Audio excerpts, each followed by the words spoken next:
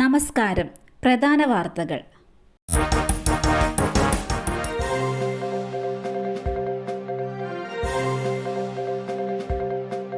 തൂണിലും തുരുമ്പിലുമുള്ള ദൈവം പി ജയരാജനെ പുകഴ്ത്തി വീണ്ടും ഫ്ലെക്സ് ബോർഡുകൾ. ജയരാജൻ തൂണിലും തുരുമ്പിലുമുള്ള ദൈവത്തെ പോലെയാണെന്നും എന്നും ജനമനസ്സുകളിൽ നിറഞ്ഞു നിൽക്കുന്നതാണ് ബോർഡുകളിൽ കുറിച്ചിരിക്കുന്നത്. RV മെട്ട കക്കക്കുന്ന് ഭഗവതി ക്ഷേത്ര പരിസരത്താണ് ബോർഡുകൾ ഉയർന്നത്. CPM ശക്തി കേന്ദ്രത്തിലാണ് ഫ്ലെക്സ് ബോർഡ് ഉയർന്നത്.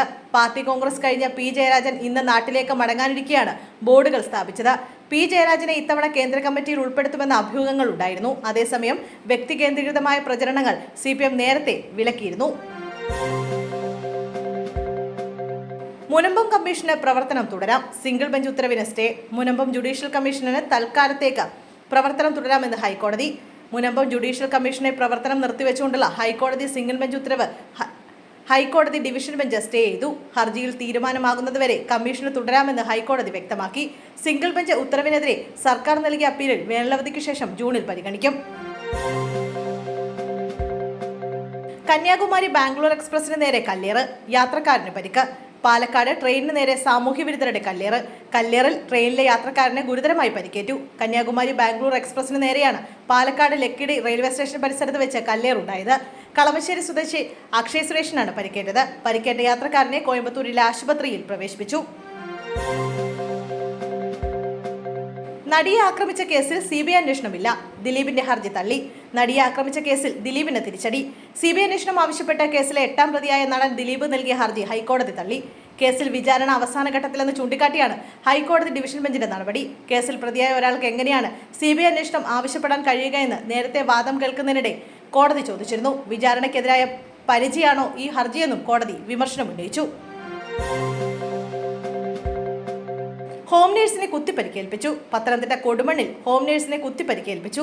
കൊടുമൺ ഐക്കാടാണ് സംഭവം. ഹോം നേഴ്സ് വിജയസോണിക്കാണ് പരിക്കേറ്റത്. ഭർത്താവ് ഐമന സ്വദേശി വിപിൻ തോമസ് ആണ് കുത്തിയത്. ആക്രമണത്തിന് ശേഷം വിജയസോണിയെ വിപിൻ തന്നെ ആശുപത്രിയിൽ എത്തിച്ചു. കൊടുമൺ പോലീസ് അന്വേഷണം ആരംഭിച്ചിട്ടുണ്ട്. ഹോം നേഴ്സായി ജോലി ചെയ്തിരുന്ന വീട്ടിൽ വെച്ചാണ് വിജയ്ക്ക് കുത്തേറ്റത്. ക്ഷേത്രോത്സവത്തിനിടെ ഗാനമേളയിൽ RSS ഗണഗീതം. ഗായകനും ഉപദേശക സമിതിക്കുമെതിരെ കേസെടുത്ത പോലീസ്. കൊല്ലം കോട്ടുകൽ ദേവീക്ഷേത്രത്തിലെ ഉത്സവത്തിൽ RSS ഗണഗീതം പാടിയെന്ന പരാതിയിൽ കേസെടുത്ത പോലീസ്. കോട്ടുകൽ സ്വദേശി പ്രതിൻ രാജിന്റെ പരാതിയിൽ കടക്കൽ പോലീസാണ് കേസെടുത്തത്. നാഗർകോവിൽ നൈറ്റ് ബേർഡ്സ് എന്ന ഗാനമേള ട്രൂപ്പിലെ പാട്ടുകാരാണ് കേസിൽ 1ാം പ്രതി. ക്ഷേത്ര ഉപദേശക സമിതി അംഗങ്ങൾക്കെതിരെയും ഉത്സവ കമ്മിറ്റി അംഗങ്ങൾക്കെതിരെയും കേസെടുത്തു. ഗാനമേളയിൽ RSS സ്ഥാപകൻ ഹെഡ് ഗോവർണറെ പ്രകീർത്തിക്കുന്ന ഗാനം പാടിയതാണ് FIRലുള്ളത്. തിരുവിതാംകൂർ ദേവസ്വം ബോർഡിന് കീഴിലുള്ള കോട്ടുക്കൽ മഞ്ഞിപ്പുഴ ശ്രീ ഭഗവതി ഭദ്രകാളി ക്ഷേത്രത്തിൽ ശനിയാഴ്ച രാത്രി നടന്ന ഗാനമേളയാണ് വിവാദത്തിലായത്. സംഭവത്തിൽ ദേവസ്വം അസിസ്റ്റന്റ് കമ്മീഷണറെ അന്വേഷണത്തിന് ചുമതലപ്പെടുത്തി. ഗോകുലം ഗോപാലിനെ ചോദ്യം ചെയ്തത് 5 മണിക്കൂറിലേറെ നേരം. ചോദ്യം ചോദിക്കാൻ EDക്ക് അധികാരമുണ്ടെന്ന പ്രതികരണം. ഫെമ കേസിൽ വ്യവസായിയും സിനിമാ നിർമ്മാതാവുമായ ഗോകുലം ഗോപാലിന്റെ ചോദ്യം ചെയ്യൽ പൂർത്തിയായി.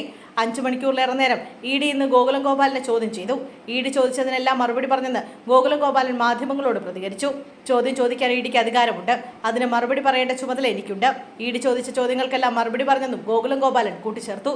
കൊച്ചിയിലെ ഓഫീസിലേക്ക് വിളിച്ചു വരുത്തിയാണ് എൻഫോഴ്സ്മെന്റ് ഇന്ന് ഗോകുലം ഗോപാലിന്റെ മൊഴിയെടുക്കുന്നത്. ഗോകുലം ഗോപാലിന്റെ ഉടമസ്ഥതയിലുള്ള ചിട്ടി സ്ഥാപനം വഴി 600 കോടിയോളം രൂപയുടെ വിദേശ നാണയ വിനിമയ ചട്ടങ്ങളിൽ ലംഘനം നടന്നതായി ED കണ്ടെത്തിയിരുന്നു. ചെന്നൈയിലെ കേന്ദ്ര ഓഫീസിൽ നിന്ന് 1.5 കോടി രൂപയും പിടിച്ചെടുത്തിരുന്നു. കഴിഞ്ഞ ദിവസം ചെന്നൈയിൽ വെച്ച് പ്രാഥമിക മൊഴിയെടുക്കലും പൂർത്തിയായിരുന്നു.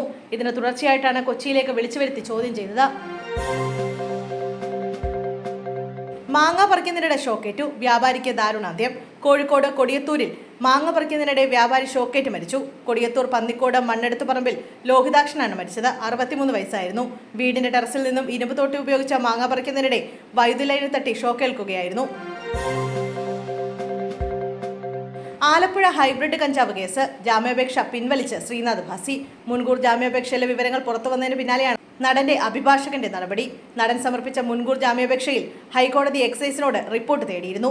ഹൈബ്രിഡ് കഞ്ചാവ് കേസിൽ മുൻകൂർ ജാമ്യം തേടി തിങ്കളാഴ്ചയാണ് ശ്രീനാഥ് ഭാസി ഹൈക്കോടതിയെ സമീപിച്ചത്. കേസ് വ്യാജവും കെട്ടിച്ചമച്ചതുമാണെന്നാണ് ശ്രീനാഥ് ഭാസി മുൻകൂർ ജാമ്യാപേക്ഷയിൽ ചൂണ്ടിക്കാട്ടിയത്. പ്രതി തസ്ലീമ സുൽത്താനയിൽ നിന്ന് കഞ്ചാവ് വാങ്ങിയിട്ടില്ലെന്നും അറസ്റ്റ് ചെയ്താൽ സിനിമയുടെ ഷൂട്ടിംഗ് മുടങ്ങുമെന്നും ശ്രീനാഥ് ഭാസി മുൻകൂർ ജാമ്യാപേക്ഷയിൽ ചൂണ്ടിക്കാട്ടിയിരുന്നു. ഗാർഹിക ഉപയോഗത്തിനുള്ള പാചകവാതകത്തിന് വില കൂട്ടി. വർധന ചൊവ്വാഴ്ച മുതൽ പ്രാബല്യത്തിൽ. സിലിണ്ടറിന് 50 രൂപ വർദ്ധിപ്പിച്ചതായി കേന്ദ്ര പെട്രോളിയം മന്ത്രി ഹർദീപ് സിംഗ് പുരിയാണ് അറിയിച്ചത്. വർധന ചൊവ്വാഴ്ച മുതൽ പ്രാബല്യത്തിൽ വരും. പ്രധാനമന്ത്രി ഉജ്ജ്വല യോജനയുടെ കീഴിലുള്ള ഉപഭോക്താക്കൾക്കും വില വർധന ബാധകമാണ്. 14.2 കിലോഗ്രാം പാചകവാതകമടങ്ങിയ സിലിണ്ടറിന്റെ വില 803 രൂപയിൽ നിന്ന് 853 രൂപയായി. സാധാരണ ഉപഭോക്താക്കൾ ഈ വിലയാണ് ഇനി നൽകേണ്ടത്. ഉജ്ജ്വല പദ്ധതിയിൽ ഉൾപ്പെടുത്തി ഉപഭോക്താക്കൾക്ക് സിലിണ്ടർ 553 രൂപ നൽകണം. 500 രൂപയായിരുന്നു നിലവിലെ വില.